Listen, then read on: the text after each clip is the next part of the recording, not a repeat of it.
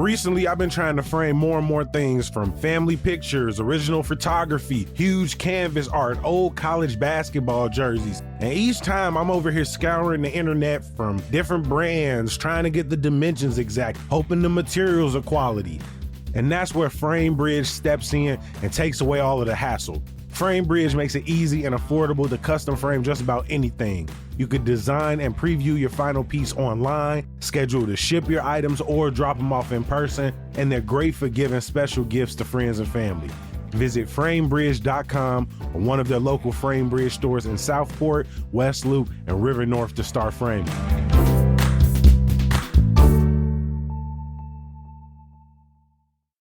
Hands up, this ad is gonna make you hungry. That's because it's Wing Week at Woody's Flat Hopsmith Tavern and Fatport Tap Works. You can get a pound of wings for $15.25 all week at any of the Big Onion spots. I'm talking Hopsmith and Gold Coast. All three Fatport locations in Wicker Park, McCormick Place, and Lincoln Wood. Woody's Flat in Old Town is even doing a wing eating contest where you can win $500 and free wings for a year. I just pulled up on them recently and left with 2 orders of the barbecue wings. They also got a Malort wing sauce if you into that kind of thing. Aftertaste lasts for an hour. You have been warned.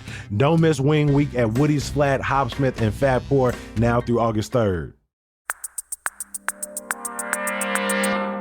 Today on CityCast Chicago. So far, at least 5 of the city's major hospital systems have either drastically cut back or completely stopped providing gender-affirming care to minors in response to mounting pressure and prejudice from the Trump administration. It's just one of many increased challenges facing young trans people in Chicago. Let's try to break some of them down. It's Monday, July 28th. I'm Jacoby Cochran, and this is what Chicago's talking about.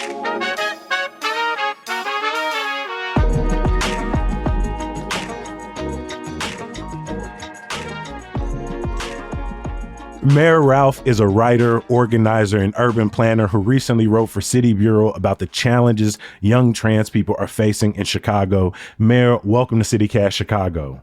Thank you so much for having me. I'm excited to talk more about the challenges facing young trans Chicagoans. No, we really appreciate you making time for us. The piece that you wrote, we will drop a link in the show notes.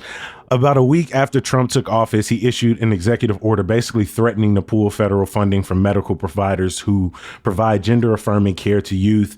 Since then, we've seen a cascade of issues, including local hospitals that have stopped providing such care, local nonprofits losing funding. And this is just one of the ways this administration has emboldened attacks on trans people across the country.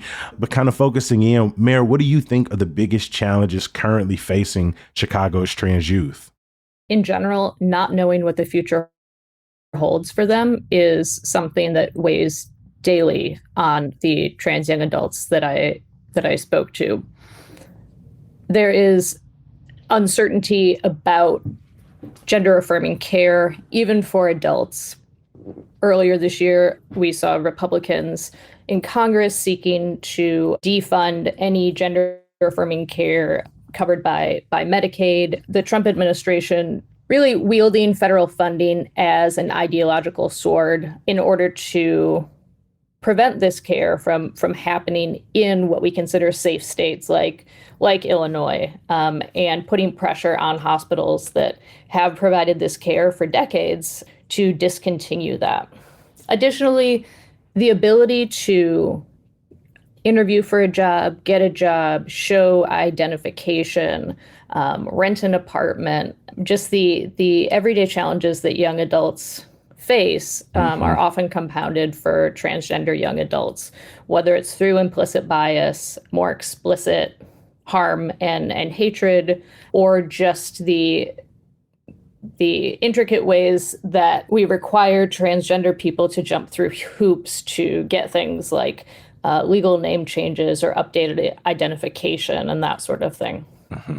We're going to talk through each of these as we move through the conversation, but let's start with healthcare. When we say gender affirming care, particularly for youth, what exactly are we talking about and why is that so important?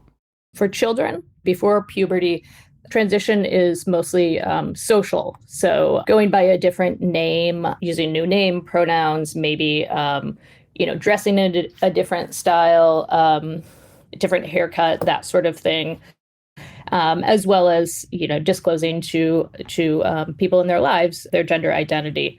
With older trans children or adolescents, what gender affirming care looks like is really a series of medical procedures that are often used by cisgender young adults with no barriers. There are things called puberty blockers, which is a type of medication that can essentially pause puberty. It's fully reversible, approved by the FDA in the early 90s for cisgender young people who were having precocious puberty, so puberty that was earlier than was expected. And really what these allow trans or gender expansive youth to do is to sort of pause puberty and begin a social transition and not go through the puberty that would happen in their gender assigned at birth. And so it's really putting off any sort of decision until they are a bit older. Other aspects of gender affirming care for older young people is hormone replacement therapy, in which case a young person assigned female at birth who is looking to transition to become more masculine would take testosterone, and for someone assigned male at birth, taking estrogen. These are processes that are fairly rare for teenagers under the age of 18, but are done, with some teenagers in their late teens after years of consultation, therapy, meetings between parents, young people, and doctors. These are medications that, are used safely by millions of people worldwide for a variety of medical conditions, something that, many elderly cisgender men take testosterone supplements and that sort of thing. And the difference for transgender young people is that the impact on these young people and their sense of self and their safety, it's really literally life-saving. Trans people are given, in order to access medical transition, are given a diagnosis of gender dysphoria. It's what happens when one's gender identity does not match their sex assigned at birth, and it's a term given for the extremely painful, difficult feelings when one's sense of self is not what is represented by their body. Gender dysphoria is, something created by our social constructs around gender. And it is, you can make the argument that gender dysphoria would not exist in a world that does not have such stringent binary definitions of gender, and that, really the treatment for gender dysphoria is allowing young people to socially transition, being more open to a variety of gender expressions and a spectrum of gender expressions, as well as using a young person or adult or a child's chosen name and pronouns. Throughout the course of your reporting, have you heard from trans Chicagoans who've had their medical care cut off or had their process terminated as, multiple hospitals have rolled back services in the last couple of months? I have not connected personally with anyone who had their treatment disrupted. Thankfully, again, Illinois is a remarkably safe place for people trying to access gender affirming care. With most transgender adults I've spoken to, there is a fear that these limits to gender affirming care are only beginning with young people and are likely to extend to adults as well. There are legitimate fears among trans youth and adults that this sort of preemptive compliance that we've seen from hospital systems could extend into private insurance coverage. Obviously, public insurance coverage is impacted in ways that would continue to make gender affirming care less accessible, meaning that The only people who would be able to access that would be young people with possibly private insurance, but also, those who are able to pay out of pocket. I don't think anyone wants that, or young people who are poor or working class to lose access to this life-saving care.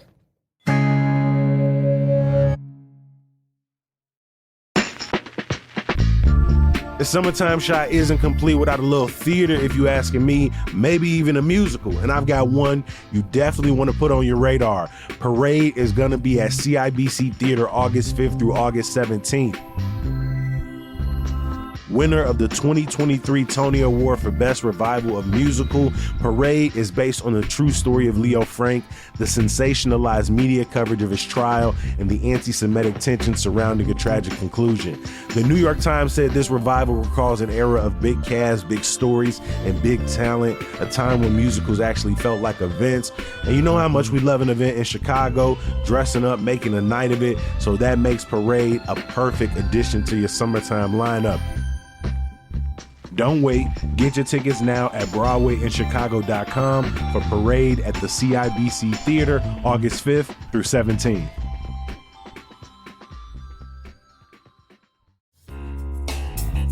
Look, I know the kids may not want to hear it, but it's almost back to school season, which can be very stressful on families. But one thing you can start checking off your list: preparing your student for Chicago Public Schools selective enrollment exam. It's coming up, and that's where Top Marks Prep is here to help. Top Marks Prep was built by a Chicago tutor who saw what students really need: a structured study plan, plenty of practice, and a way to track their progress. Top Marks starts with a free diagnostic test, then creates a personalized study plan based on what your student actually needs help with. There's video lessons, targeted practice questions, and unlimited full-length mock exams, all tailored to the CPS exam format. That October exam is coming up faster than you think, so don't wait to prepare. Sign up today at topmarksprep.com/citycast and receive 15% off. Again, that's topmarksprep.com/citycast.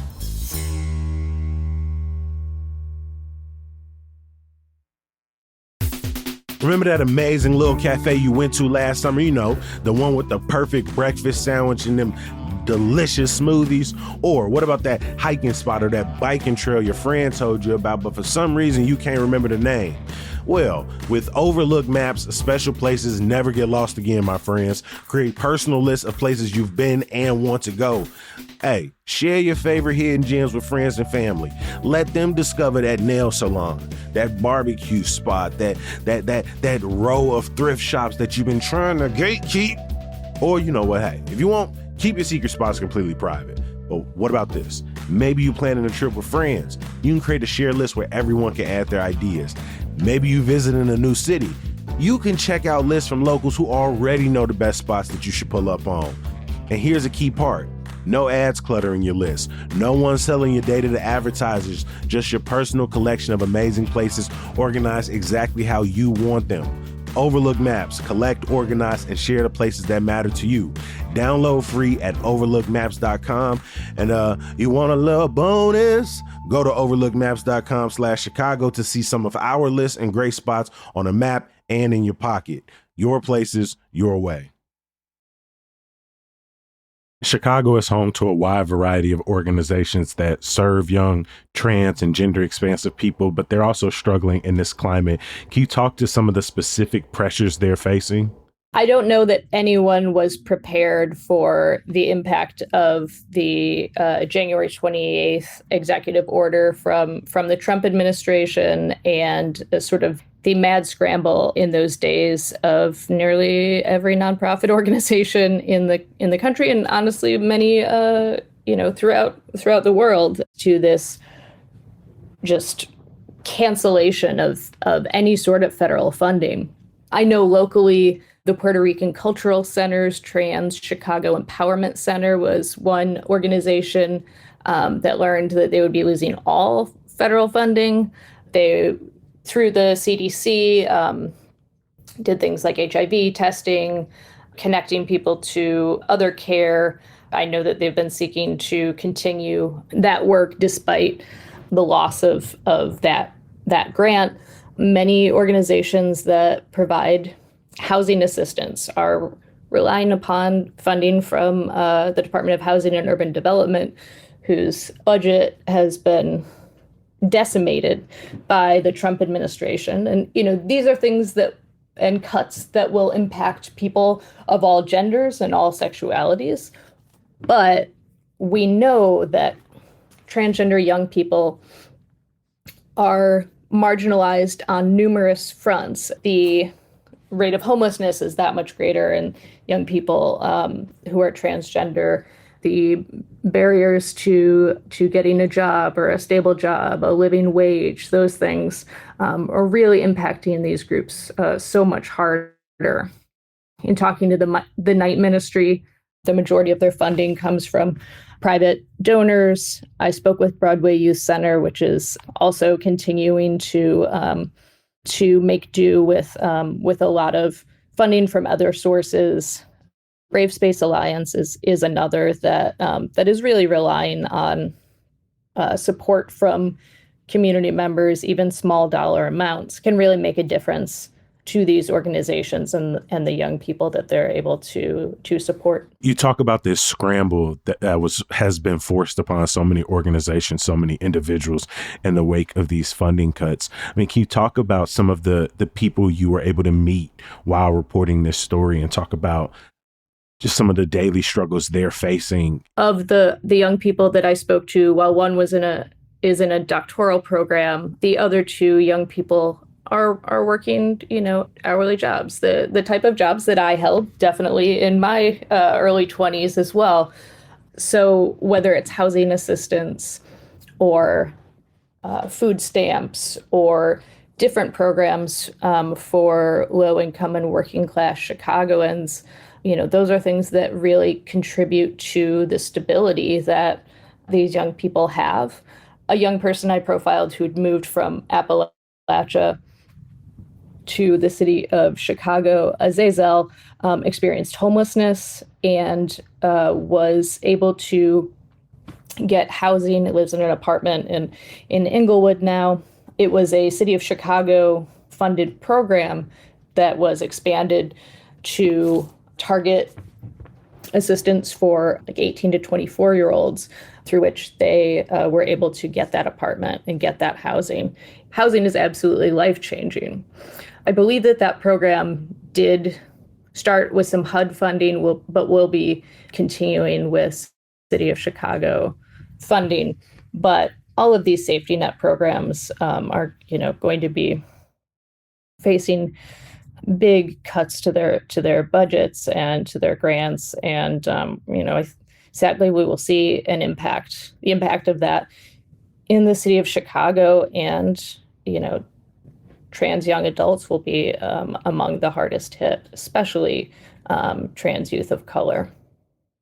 I mean, on top of all that, in your piece, you really detail some of the ways that the process of updating legal documents to match your gender identity can be difficult, and there are hoops to jump through in Illinois. How has that been compounded by the Trump administration? What's remarkable is that is an updated process that was just recently made simpler in Illinois. Previously, one had to be a resident of Illinois for 6 months before you would be eligible to change your name. Now it's 3 months. Something that I think a lot of people don't really think about is it's expensive. Every time that you go to get a driver's license or a social security card, not to mention a passport, there is a fee. And if you're doing them all at once, it really adds up. The name change process at this point is mostly done through Zoom court in Cook County. Scheduling takes a while, that sort of thing. And the price of that process is just under $400. If you're making minimum wage, though, that's quite an expense. Yeah. And so it is very common, both because of delays that are just bureaucratic in nature and that things move slowly. You're updating ID one at a time, and the limits that the Trump administration has attempted to put on transgender people getting passports, I imagine there is a much greater likelihood that people will have what we call mismatched IDs of your driver's license might be in your new legal name and may have, an updated gender marker, but your passport might be in your old name, or even if you've changed it now, the State Department still has not issued guidance on transgender people seeking to change their gender identity on their passports, though that was something that prior to the Trump administration was happening, for decades with no issue. The Biden administration expanded the options for gender identity and offered a third gender option represented by the letter X. That has been rolled back by the Trump administration. As someone with a passport with the letter X on it, I'm still not clear what would happen if I attempted to travel internationally. The Trump administration has said that that passport is invalid. The State Department says that it's valid until it expires.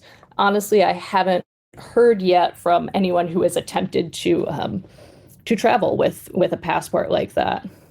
There have been a few different stories of trans folks. I know local musician, Chicago musician Ezra Furman, had her passport returned with her birth gender on it, despite having submitted paperwork, showing otherwise. Similar issues exist then with Social Security. And as I said in my article, Julian, the graduate student that I spoke to, has mismatched identification. And so in his future, applying for funding, for grants, for research, if you're applying under one name and a gender as is reflected on your state identification, but the federal government won't accept that change, how does this happen? How does it happen with background checks and things like that? It's just another complication of just a barrier that exists for trans people just going through their everyday lives. What was the most surprising thing you learned or heard while doing this story? I started working on it in late January. I think what surprised me so much was how many updates I had to do as these things were going through federal court systems, updated decisions. And I think that is something that I had hoped to convey with this article too, is there are these daily barriers, but when it feels like the federal government is finding new ways to just sort of kick you when you're down again and again and again, day after day or week after week, it's exhausting. And, maybe your coworkers are misgendering you, or a family member forgets to use your chosen name. And it might sound like minor things, but when all of that is added up and you're experiencing homelessness, and you're losing your food stamps, or you're unsure if the support group that you've been going to can still meet with loss of funding and things like that, it really is a lot to deal with. Throughout this conversation, we've talked through so many of these life-threatening challenges facing trans and gender expansive youth, trans and gender expansive people in general. And yet a couple times you've regarded Illinois and Chicago as safer than a lot of other parts of the country. The Sun-Times and Uncloseted Media did a story back in March where they talked to trans people eyeing moves here. You talked to people who recently moved here. And yet, as we move through some of these major challenges, and we know the mayor and the governor and different lawmakers have spoken up in support, it doesn't seem like they've been able to do much in terms of keeping hospitals from suspending services, right? What do you think of Chicago's status as a haven or shield? I think for me personally, amidst the shock of the 2024 election, seeing that statement from Governor J.B. Pritzker, you'll have to get through me first before you can attack trans Illinoisans, was really reassuring. And the same with the city of Chicago. I think that this is a particularly unique situation that we're in, where hospitals literally cannot function without federal funding. There is no replacement. There is no funding source as big as the federal government. And so there's no piggy bank the city or the state is sitting on to replace these deep cuts across the board. Yeah, I actually was talking to my physician yesterday about this. Her suggestion was the only possibility would be to create perhaps a separate state version of Medicaid that would be able to provide this care for low-income trans young adults.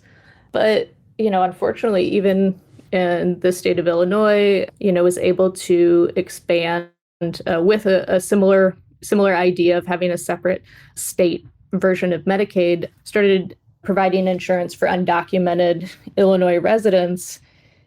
And there have been reports that enrollment data has been used by Customs and Border Patrol and ICE to find and target undocumented Illinois residents. And so there is a real fear, in Weimar, Germany, the records of Magnus Hirschfeld's medical and social center in Germany was used by the Nazis to find and persecute homosexual and transgender people. And so that's within the lifetimes of people alive today. And so I think there is a very, very healthy fear of the possibility of records or data being used for harm and to persecute transgender people.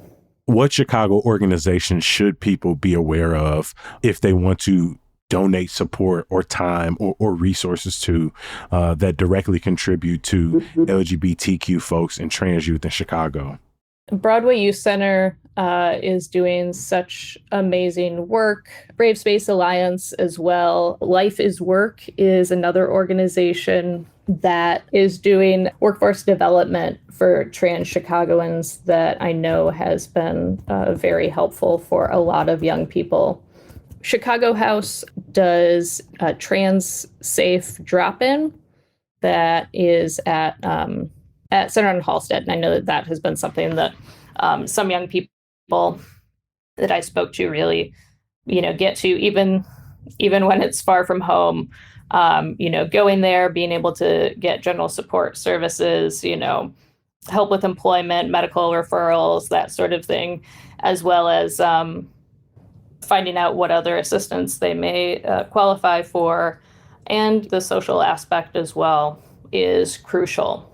That's ultimately what I hope for these young people, is that they can get back to worrying about first dates and what neighborhood they want to move to and go into free movies in the park and things like that. Just the sort of things that every young adult should have access to and be able to focus on, rather than if you're going to have medical care, next month or that sort of thing. Mayor's full report, Lives in Transition, Transgender Young Adults, Search for Stability in Uncertain Times. You can find a link in our show notes. Mayor, I appreciate you making time for CityCast Chicago today. Thank you so much again for having me on. Before we get out of here, I just want to say I appreciate you maybe starting your week or whenever you listen to the podcast, making a little bit of time for us. If you're new here, please head over to our website, chicago.citycast.fm. If you've been doing this for a while, then you already know that is where you can catch up on old podcast episodes. Subscribe to our daily newsletter, Hey Chicago. Trust me, it gives you so much more than what we can fit in a daily episode. So if you've been around for a while and you like the podcast, you enjoy the newsletter, consider signing up for our CityCast Chicago Neighbors program. Essentially, that's our membership. Neighbors get access to exclusive events, emails, ad-free listening, and if you got a neighborhood shout out, your favorite coffee shop, your favorite cycling group, your favorite book club, mutual aid network, you let us know and we're going to shout it out on the podcast and in the newsletter. Some good news. This Thursday, the Chicago Public Library is hosting their annual Queer Radical Fair at Pington Park from 4:30 to 8:30. This is a celebration of their Radical Fit program, a fashion initiative that empowers teens to create personal expressions of style while exploring gender identity and equity. The fair is going to feature a fashion show highlighting the amazing work of young people. They're going to have live music, a photo booth. Of course, they're going to have some library resources, food and refreshments for people who show up. I'll drop the link in the show notes. All you got to do is RSVP. They got plenty of spots open. It's going to be a great time. We're going to be back bright and early tomorrow. We'll talk to you then. Peace.